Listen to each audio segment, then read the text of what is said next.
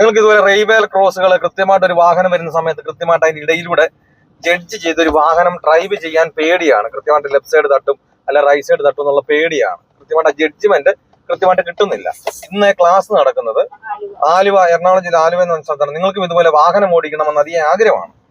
പക്ഷെ തനിയെ ഇതുപോലെ ജഡ്ജ്മെന്റ് ചെയ്ത് ലെഫ്റ്റ് സൈഡിലും റൈറ്റ് സൈഡിലും വണ്ടിയുള്ള സമയത്തും ലെഫ്റ്റ് സൈഡ് കൃത്യമായിട്ട് മനസ്സിലാക്കി ഒരു വാഹനം ഡ്രൈവ് ചെയ്യാൻ പേടിയാണ്. വണ്ടി വലുതും റോഡ് ചെറുതുമായിട്ട് തോന്നുന്നു.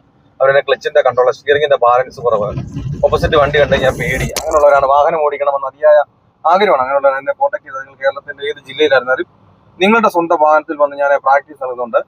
ഈ ഒരു ക്ലാസ് നിങ്ങൾ അറ്റൻഡ് ചെയ്ത് കഴിഞ്ഞാൽ വരുന്ന ദിവസം മുതൽ തനിയെ വാഹനം ഓടിക്കുവാനുള്ള ആ ട്രിക്കുകളും ടിപ്സുകളുമാണ് ഞാൻ ഈ ഒരു ക്ലാസ്സിൽ പറഞ്ഞു തരുന്നത്. ഞാൻ ഉറപ്പ് തരുന്നു, ഗ്യാരണ്ടി തരുന്നു, നിങ്ങൾ ഈ ഒരു ക്ലാസ് അറ്റൻഡ് ചെയ്ത് കഴിഞ്ഞാൽ വരുന്ന ദിവസം മുതൽ തനിയെ വാഹനം ഓടിച്ചിരിക്കും. പലരും നമ്മളെ മടിപ്പിക്കും. ഈ ഒരു പ്രായത്തിൽ പറ്റില്ല, ലൈസൻസ് എടുക്കാനുള്ള പ്രാക്ടീസിന് പോയതല്ല, പ്രായം കൊണ്ടാ നിർത്തിക്കും. നമ്മുടെ ചുറ്റിനും നോക്കിയാൽ തന്നെ അറിയാം 75-80 വയസ്സുള്ള അപ്പച്ചന്മാർ പോലും വാഹനം ഓടിക്കുന്നത്. പിന്നെ നമ്മൾ ഈ ലൈസൻസും കൈവച്ച് വാഹനവും വീട്ടിട്ടുണ്ട് ഞാൻ പഠിച്ചതാണെന്ന് പറഞ്ഞ് എന്തുകൊണ്ട് നോക്കിയിരിക്കും? നിങ്ങൾക്ക് വാഹനം ഓടിക്കണമെന്ന് ആഗ്രഹമുണ്ടോ?